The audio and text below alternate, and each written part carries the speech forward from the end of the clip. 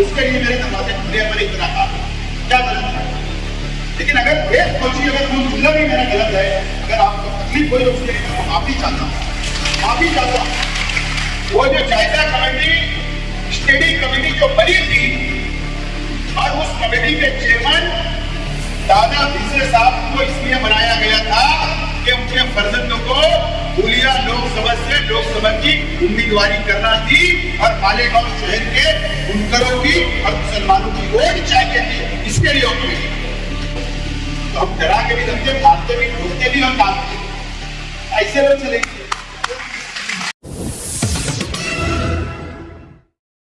मालेगांव शहर में पावरलूम की हालत, बुनकरों की हालत, मजदूरों की हालत, कारोबारी हालत आप लोगों के सामने है।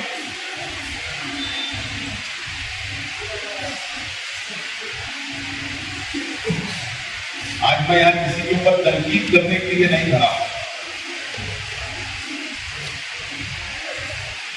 लेकिन सच बोलने के लिए खड़ा। और आपको सोचना है, समझना है और आइंदा का लाइफर आप लोगों को तैयार करना है। लायमन मेरा इख्तियार नहीं है कि लायमन में तैयार कर, जहां पर सनद का मामला है, जहां हमारे कारोबारी हालत का मामला है, तो शहर के बुनकर भाइयों ने बैठकर सर जोड़कर नियत साफ रखकर एक मजबूत लायमन तैयार करने की आज जरूरत है। मैं जानबूझकर नियत साफ करने की बात कर रहा हूं। मैं तकरीबन 15 दिन से इस्माइल साहब, आमिर कारपेंटर साहब, मुमताज शेख, समद भाई, इन तमाम ही साथियों का जाफर नगर की 2-3 मीटिंगों का मैं जायजा लिया, उनके बयानात सुना। वो हमेशा ये कोशिश करते हैं कि बुनकर भाइयों का कम से कम नुकसान हो, मंदी के हालत में कारोबार अच्छा चले, उसके लिए एक मजबूत लायमन तैयार करने की हमेशा कोशिश करते हैं।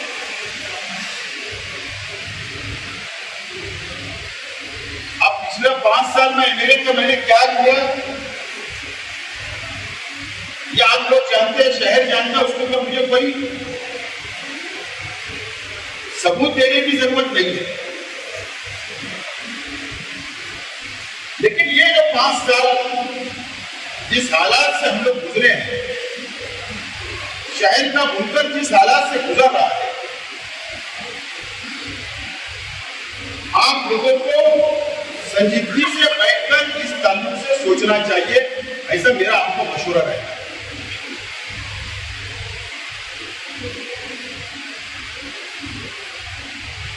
शायद इसी हॉल के अंदर हमारे मुझको तो ऐसा लगा कि बहुत बड़ा कोई गिफ्ट मिलने वाला है मालेगांव शहर को। मुझको तो ऐसा लगा था कि बहुत बड़ी टेक्सटाइल पॉलिसी तैयार होने वाली है मालेगांव शहर के बुनकरों के लिए, महाराष्ट्र के बुनकरों के लिए। इस हॉल के अंदर वजीर आए, टेक्सटाइल कमेटी के लिए स्टडी कमेटी बनी, असेंबली हाउस के अंदर ऐलान हुआ, जायजा कमेटी बनी। मैं आज जिम्मेदारी से एक बात करना चाहता हूं, वो जो जायजा कमेटी, स्टडी कमेटी जो बनी थी और उस कमेटी के चेयरमैन दादा भिसरे साहब को इसलिए बनाया गया था कि उनके फर्जंदों को धुलिया लोकसभा से लोकसभा की उम्मीदवारी करना थी और मालेगांव शहर के बुनकरों की और मुसलमानों की वोट चाहिए थी, इसके लिए कमेटी। आप फांसी नहीं जाइए,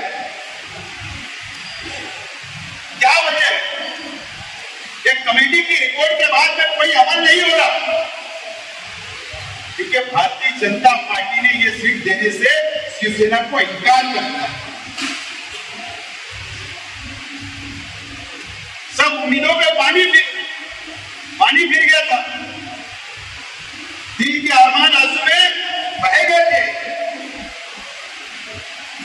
बहुत बड़ा बड़ा यहाँ पे सत्कार हुआ, सब जमा हो गए, लेकिन उसका हासिल क्या हुआ, उसका फायदा हमको क्या हुआ, इसका भी जायजा लेने की जरूरत आप लोगों को है। मुंबई की मीटिंग के ताल्लुक से मेरे साथियों ने कहा, लेकिन मैं मुख्तसर आप लोगों से मेरा सवाल, 12 तारीख को 12 जुलाई या 11 जुलाई, तारीख इधर उधर हो सकती है, महाराष्ट्र के वजीर आला अपना रिप्लाई आखिरी दे रहे थे। रिप्लाई महाराष्ट्र असेंबली के अंदर जब अपोजिशन का कोई तजवीज होती है, अपोजिशन का कोई प्रस्ताव होता है, तो उसके ऊपर वजीर आला को रिप्लाई देना पड़ता है, बहस के बाद आखिरी रिप्लाई देना पड़ता है। वो रिप्लाई दे रहे थे। आज भी आप अपने यूट्यूब के ऊपर जाकर देखिए, वजीर आला के पीछे दादा विशेष साहब बैठे, जब वो रिप्लाई दे रहे थे तो दादा विशेष साहब थोड़ा झुक कर उनको कुछ कहा, उन्होंने उनके दिल से नहीं था, वजीर आला के उनके एजेंडे में नहीं था, कुछ कान में कहा। फिर वजीर आला साहब ने कहा, हाँ आपकी सब्सिडी भी हम कर देंगे, फिक्र मत करो, ऐसा रिप्लाई देखा। आप गौर से सुन देखिए, देखो ऐलान एक अलग चीज होती है और किसी चीज के ऊपर अमल वजूनी अलग होती है, इसके ऊपर कार्रवाई एक अलग चीज होती है। वजीर आला साहब ने तो असेंबली के अंदर कहा कि ये हिंदुत्ववादी सरकार है, कि उसको अमल कर रहे हैं क्या, या कोई कानून है कि वजीर आला का रिप्लाई या कोई मंत्री का रिप्लाई तो कानून नहीं होता। क्या अलग बात है कि हमको बेवकूफ समझा जाता, मालेगांव शहर के बुजुर्गों को बेवकूफ समझाना है, तो ये अलग बात है, लेकिन यहाँ पर हमको समझता है 11 या 12 जुलाई का है। अजीत दादा पवार साहब कब आए मालेगांव? 10 तारीख को आए, 10 अगस्त को मालेगांव आए मेरे घर। एक दिन पहले वो आने वाले थे 9 तारीख को। इस्माइल भाई, अमित भाई, असलम भाई, हमारी बात हुई कि हमको, क्योंकि जो बिजली की बिल तकसीम हुई, जो वजीर आला साहब ऐलान कर रहे थे, जब ऐलान अगर कानून बन गया तो फिर बिजली के बिल के अंदर सब्सिडी गायब नहीं है ना। आप लोगों के पास बिल है ना, सब्सिडी आई नहीं आई, ये खबर मुझको मेरे साथियों ने दी। मैंने कहा कि अजीत दादा पवार आ रहे, उनसे मेमोरेंडम दो, हम उनसे बातचीत करेंगे। इत्तेफाक देखो, अजीत दादा पवार कोल्हापुर के दौरे पर थे। 9 तारीख को जब हमारा कैंसर हुआ तो वहां थे। 9 अगस्त को वहां पर इच्चल करंजी के बुनकर तंजीमों ने मुलाकात की और कहा कि सब्सिडी नहीं आई, उनका मेमोरेंडम दिया उन्होंने। और इत्तेफाक ऐसा हुआ कि जब दूसरे दिन आए तो हमारी भी वही सेम बात हुई। उन्होंने ये वादा किया कि मैं वहां से आ रहा हूं, मुझे भी इच्चल करंजी के लोगों ने कहा है मैं मीटिंग लगाने वाला हूं। वो यहां से चले गए। जाने के बाद दूसरे दिन 11 तारीख को कैबिनेट की मीटिंग थी, वो अमल से वापस मुंबई गए रात में। उन्होंने हमारा मेमोरेंडम लिया, इच्चल करंजी का मेमोरेंडम लिया। और एक बात याद रखना, जो डिपार्टमेंट का मंत्री, जो डिपार्टमेंट का वजीर होता है, सिर्फ वो कैबिनेट मंत्री, वो अपने ही डिपार्टमेंट की तजवीज रख सकता है कैबिनेट में, लेकिन वजीर आला और नायब वजीर आला को इख्तियार होता है कि वो कोई भी डिपार्टमेंट की तजवीज कैबिनेट में पेश कर सकता है। अजीत दादा पवार ने दूसरे दिन सुबह जब कैबिनेट हुई तो अपनी नोट बनाया, अपनी मीटिंग की नोट बनाकर कैबिनेट में पेश की और वो सब्सिडी बहाल करने का फैसला। बहाल हुई, 12 को हमारी मीटिंग हुई, अरे 11 को सब्सिडी बहाल हुई, वहां से किसका फोन आ गया पता नहीं, बोले जीआर निकल गया। जी बात, जीआर निकल गया, इंटरव्यू पे इंटरव्यू चालू। अल्लामा इकबाल पुल में 1 महीना पहले इस्तेकबाल हो गया, धूम धड़ाके से पटाखा फूट गया। उम्मीद है मोइन अमरीन साहब की जो कमेटी बना उसके अंदर उसके बहस होगी। अगर 15 अगस्त को बहस हुई तो उसमें बोलना चाहिए। बहरहाल पटाखा फूट गया, इस्तेकबाल हो गया, जीआर निकल गया, बड़े बड़े ऐलानात किए गए, निकला अभी तक जीआर निकला कि आज भी है कि जीआर आज भी नहीं। उसके लिए अक्कल लगती है, अक्कल दिमाग, सिर्फ बैठ के बयान दे देना नहीं चलता। अरे जो कैबिनेट की तजवीज पास होती है उसके 8 दिन के बाद जब अगली कैबिनेट होती है उसके मिनट्स, उसकी प्रोसीडिंग वो कैबिनेट में मंजूर होती है। उसके अंदर अगर कोई तब्दीली वगैरह करना है, हेरफेर करना है, उसको दुरुस्त किया जाता है, उसके बाद जीआर निकलता है। कल कैबिनेट की मीटिंग है, कल, अब कल उसकी मिनट्स अगर आ जाएगी तो कल वो कैबिनेट के अंदर मंजूर हो गए मिनट्स, और उसके बाद 2-3 दिन के अंदर जीआर निकलेगा। जब हमको समझे में सब्सिडी लग के आई, इसको अमल वजनी हो। अब उसके अंदर इतनी तकलीफ कैसे, क्या, क्यों होना चाहिए? अरे अगर आप लोग कुछ काम कर रहे हो तो तुम मुनकरों के लिए कर रहे हो, सकते तुम धोखा भी दे, लेकिन अगर ये सब बैठे हुए लोग अगर मुनकरों के लिए आवाज उठा रहे हैं तो गलत क्या है? क्या गलत है? कि ठेकेदारी तुम्हारे पास है क्या? मुनकरों की ठेकेदारी सिर्फ आगरा होते हैं क्या? जाफरनगर में भी हो सकती ना। तो इतनी तकलीफ थी, तो मैं साफ तौर पर बोलना चाहता हूं कि ये 5 साल मुसलसल आपका इस्तेमाल किया गया, हर मीटिंग में आपको याद किया गया, बुलाया गया और इस्तेमाल किया गया, और एमएलए साहब को हाईजैक करने का काम किया गया, हाईजैक, और हाईजैक करके अपने वहां बुलाना, उन लोगों को जमा करना और अपना कोई बड़ा सा फायदा उठाना, ये किया गया सिर्फ 5 साल। मैं जिम्मेदारी से बोल रहा हूं, आप भी इसके ऊपर थोड़ा मासी में जाके तहकीक करिए तो आपको समझ में आएगा क्या हुआ आपके साथ। साइजिंग की बात है, साइजिंग की हम लोग एक स्पेशल मीटिंग लेने वाले, साइजिंग मालूम, यहां पर कई साइजिंग मालकान बैठे हुए, मैं आप लोगों से बोलना चाहता हूं, साइजिंग का जो सवाल है, मुझे बताओ, जब एनजीटी का ऑर्डर आया, जब पोल्यूशन कंट्रोल बोर्ड का जब सील लग गई, क्लोजर आ गया, उसके बाद जो मसाइल हमारे सामने इतने संगीन मसाइल आए, ईमानदारी से बोलना कि कौन काम आया, कौन खड़ा रहा, किसने हिम्मत अमली की, कैसे उसको रिस्टार्ट हमने करवाया, कैसे बुनकर भाइयों को, साइजिंग मालकान को लेकर मैं खुद मुंबई गया, पोल्यूशन कंट्रोल बोर्ड की हेड ऑफिस में बैठे, नासिक में जाना पड़ा, कॉर्पोरेशन में लड़ना पड़ा। मैं वो कानूनी कैसे हमने काम किए मैं नहीं बता सकता हूं। ऐसी ऐसी हिम्मत अमली हमने अपनाई, अल्लाह का करम है, आज सब साइजिंग चल रही है, सब पहला चल रहा है। लेकिन आज आपको एक बात और बताना चाहिए कि हमने ये बात क्यों रखी। अब हमारे साइजिंग मालकान भाइयों से भी मेरी अपील है कि कम से कम, ठीक है, अगर उससे नहीं कराना है, असलम भाई से नहीं कराना है, इस्माइल भाई से नहीं कराना है, मत कराइएगा, लेकिन अक्लमंद को कम से कम काम, जिसको अक्ल है उसको काम करना चाहिए। मैं इसलिए बोल रहा हूं ये बात, कुछ साइजिंग मालकान ने किसी पीए को काम दे दिया, क्या बोले एनओसी निकाल के रहा, अब एनओसी निकालने में बंदा गया, कमिश्नर ने लेटर लिखकर दे दिया, एमएलए साहब के लेटर का रिप्लाई हुआ, रिप्लाई एमएलए साहब का लेटर लगा, उसके ऊपर क्या लिखकर देते कमिश्नर साहब ने पता है क्या, एनओसी देते नहीं आती आपको, कहां से लाएंगे एनओसी? एक डेम जब तीर कमान से निकल जाता है दोबारा आता है,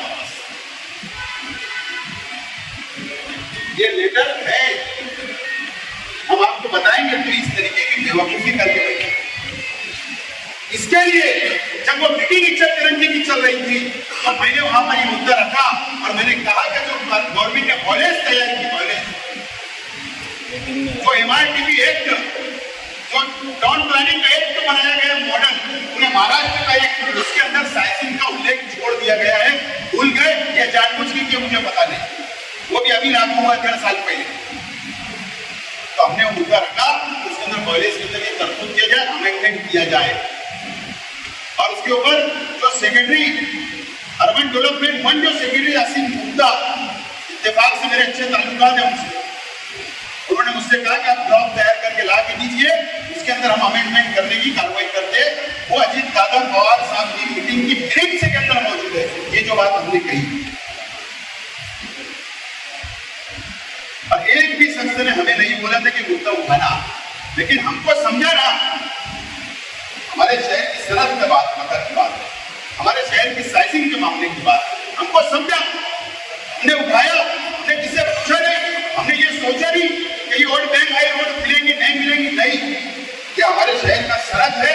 अगर ये साइजिंग चलेगी तो पावर लूम चलेगा, पावर लूम चलेगा तो मजदूर का घर चलेगा, उसका चूल्हा चलेगा। ये सोच हमारी थी, इसलिए हमने वहां पर आवाज उठाई।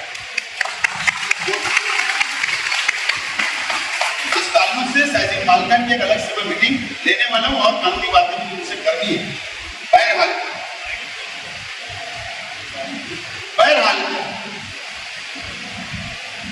ये एक बात हो गई। दूसरी एक बात जो है, मैं आप तमाम और मेरे इस मंच के जरिए मैं शहर के तमाम ही बुनकर भाइयों से मेरा सवाल है और मैं अपील करना चाहता हूं। हमारा शहर मौसम नदी से लेकर या आवारी नाले तक का है, उसके बाद दरेगांव, साइड मालदा, सोमगांव, रमजानपुरा, दयाना, साइना, हमारी फ्यूचर कहां है?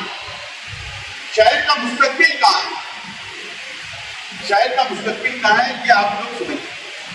मुझे बताइए कि कारखाना हमारा बढ़ेगा, कारोबार बढ़ेंगे तो जमीन लगेगी, जमीन लगेगी तो कहां जाएंगे? इसी साइड जाना है, हम तो उधर जा नहीं सकते, इसी साइड जाना है। तो ये शहर में क्या साजिश रची गई? MIDC क्यों फेल किया गया? क्यों वो बजट के अंदर MIDC नहीं ला गई? कब हुआ ये 5 सालों तक, क्योंकि नहीं चाहते कि हमारा कारोबार बढ़े, नहीं चाहते। लैंड जिहाद का मुद्दा क्यों उठाया गया? नितेश राणे ने लैंड जिहाद का मुद्दा क्यों उठाया? इसके लिए उठाया कि तुम्हारी क्राउडिंग बंद हो जाए, कारखाने के लिए लेआउट ना हो, साइकिल के लिए लेआउट ना हो, जमीनें ना हो, कारोबारी हालात आगे, कारोबारी लेआउट ना हो और घरगुती लेआउट ना हो। इसके लिए जाम करने के लिए लैंड जिहाद का मुद्दा रखकर इसको जाम करने की कोशिश की कि हमारा मुस्तकबिल खत्म हो जाए, हमारे कारोबार ना बढ़े, हमको परमिशन ना मिले, हमको एनओसी ना मिले। आज तक हमारा हत्तवाड़ का डेवलपमेंट प्लान तैयार नहीं हुआ, आज तक तैयार नहीं हुआ। कितनी अफसोस की बात। इसके ऊपर मुद्दत बढ़ रही है। ये हम कब सोचेंगे, कब इस बारे में हम संजीदा होंगे? हमारे आने वाली नस्ल, हमारी आने वाली पीढ़ी, जो हमारा कारोबार उनके हाथ में जाने वाला है, उसके बारे में हम कब सोचेंगे? हमको कब राहत देकर हम दुनिया से जाएंगे? इस बारे में हमें कुछ सोचा नहीं, सोचना पड़ेगा। हम लोगों को ये ताल्लुक से भी सोचना पड़ेगा और इसके पीछे एक फिरका परस्त है जो काम कर रहा है कि इस इलाके की पूरी तरीके से खत्म कर दिया जाए, कारोबारी हालात से, जमीन के ताल्लुक से।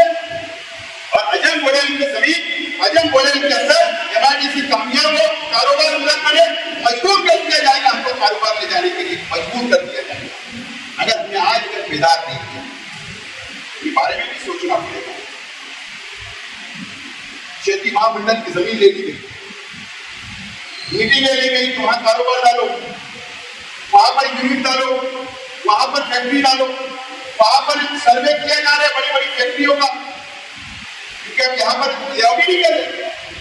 ये तमाम चीजें आप लोगों को सोचना और समझना।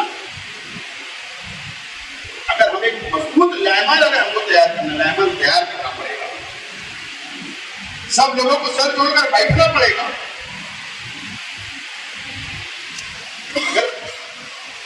मैं नहीं आपके साथ में शामिल होकर लाइमन तैयार कर सकता, तो आप खुद बैठिए सब लोगों को लेकर, बैठिए सर जोड़कर, लेकिन नियत साफ होना चाहिए कारोबार के ताल्लुक से।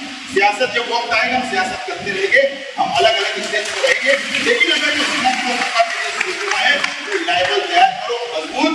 और मैं तो ये कहना चाहता हूँ कि मजबूत तंजीमें का कयाम नया आना चाहिए, नया आना चाहिए, नए चेहरे सामने लाओ, जिनको समझता है, जो लड़ सकते हैं, जिनके अंदर जज्बा है, जो दौड़ भाग कर सकते हैं। ऐसा ना हो कि 500 कंट्रीब्यूशन करके मुंबई का 5500, ये मालूम है 5500 मिला, जमा करो, गाड़ी करो, फिर जाओ की बात हिसाब होता है, कितना बचा 25-25 रुपये वापस। वैसी क्या आदत, वैसी क्या आदत भाई के साथ जाओ ना, बोलेगा मेरी गाड़ी चल जाती, भाई चलते लेगा। ऐसे लोग की क्या ये बैठे ना, ऐसे लोग जेब पे हाथ डालने वाले, 500 वाले नहीं। मजबूत आदत, नए चेहरे लाओ, फ्रेश चेहरे लाओ, लड़ने वाले चेहरे लाओ, तुम्हारे लिए सोचने वाले चेहरे लाओ, सनत के लिए लड़ने वाले चेहरे को सामने लाओ। मैं इनके पीछे खड़ा रहूंगा मजबूती के साथ, मैं खड़ा रहूंगा, लड़ेंगे हम हमारी सनत की बका के लिए, लड़ेंगे और जीतेंगे। लेकिन उसके लिए हमको सोचना पड़ेगा, हमारे तब्दीली लाना पड़ेगा, हमारी सोच को बदलना पड़ेगा, जब जाकर हम साइजिंग का एक मुद्दा मैं बोल देता हूँ कि चलकरंजी वालों ने डिमांड की वहां पर, लेकिन हम इंटरेस्ट का कारोबार नहीं, प्याज का कारोबार हमारा नहीं, लेकिन उनका एक प्रपोजल आया। प्रपोजल क्या था कि साइजिंग को कम से कम 1 करोड़ रुपया बैंक कर सकते, गारंटी हमारी होगी, लेकिन दूसरा गारंटर गवर्नमेंट बनेगी, और 1 करोड़ रुपये कम से कम कारोबार के लिए, भांडवल के लिए, कैपिटल के लिए 1 करोड़ रुपया कर्ज के तौर पर गवर्नमेंट शेयर निकाले कि कोई भी बैंक हमको 1 करोड़ रुपया देगी। और उसमें प्रपोजल भी ये भी था कि 5% अगर 10% ब्याज है या 60% ब्याज है तो 50% गवर्नमेंट बर्दाश्त करे और 50% ओनर करेगा। इस तरीके का एक प्रपोजल था। हमने उसके ऊपर हाँ भी लिखा, ना भी लिखा, क्योंकि ब्याज का मामला है, इसके अंदर हम लोग को ज्यादा हिस्सा नहीं लेना है, लेकिन उसके बारे में कोई रास्ता निकलता है मजहबी तौर पर, तो उस ताल्लुक से आप लोग बैठो सोचो, और अगर उसमें हमको हिस्सा लेना रहेगा तो हम आगे लेंगे। लेकिन ये मैं आप लोगों को बता सकता हूँ, तो मैं आप लोगों से कहना चाहता हूँ कि आइंदा तमाम चीजें आप लोग मजबूत, अब तंजीमों को नया अमल में लाओ, नया अमल में लाओ, नए लोग को, नौजवानों को आगे लाओ, अच्छे लोगों को आगे लाओ, लड़ने वाले लोगों को आगे लाओ, ये अपील करता हूँ। और मैं एकदम साफ तौर पर ये कहना चाहता हूँ, ये 5 साल के अंदर जितने भी बुनकर भाई मेरे पास अगर पावर का मसला लेकर आए, तो मैं कंपनी में साथ में गया वहां पर मसला जो लोग किया है, मैंने पार्टी नहीं देखा, आए मुझे 6-7, जितना फायदा देने की कोशिश उससे हो सकी मेरी जान से मैंने किया। ये ठीक है, बदलाव करने का अलग चीज है। तो मैं ये भी बता सकता हूँ कि रमजान महीने में कौन मुंबई से कलकत्ता के एयरपोर्ट पे गए और एयरपोर्ट की होटल के अंदर से वापस फ्लाइट पकड़ के रिटर्न आए, ये भी मुझे मालूम है। कौन से कलर का बैग था, क्या बोल रहा हूँ, कौन से कलर का बैग था। मैं तो जिम्मेदारी से बोलता हूँ, शेख हासिम एमएलए था, जब तक एग्रीमेंट नहीं हुआ पावर कंपनी का, नहीं हुआ एग्रीमेंट, मुशारफ चौक से मोर्चा निकाला था, असेंबली में बोला, मुखालफत किया, शिद्दत से मुखालफत किया, लेकिन कौन फ्लाइट से गया तो रमजान में रोजा रख के और वही निकल से फ्लाइट से रिटर्न आए थे, कौन से कलर की बैग को बताऊंगा।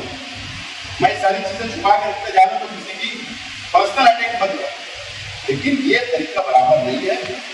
अगर लड़ना है एक कंपनी को जाना है शहर से बाहर, तो उसके लिए आपको लेकिन नुमाइंदा बदलना पड़ेगा, और जो नुमाइंदा नहीं चलेगा तो मुझे हाथ में क्या था, इनकी एक सीट बजाती। अगर हम मेरे भाई खाली नाजी के ऊपर 353 बना कंपनी के वाले को कान के पीछे मार देंगे, मना क्या किसके? एमएलए साहब के कोई वर्करों को मना क्या? तंजीमों के ऊपर कभी केस बनी क्या?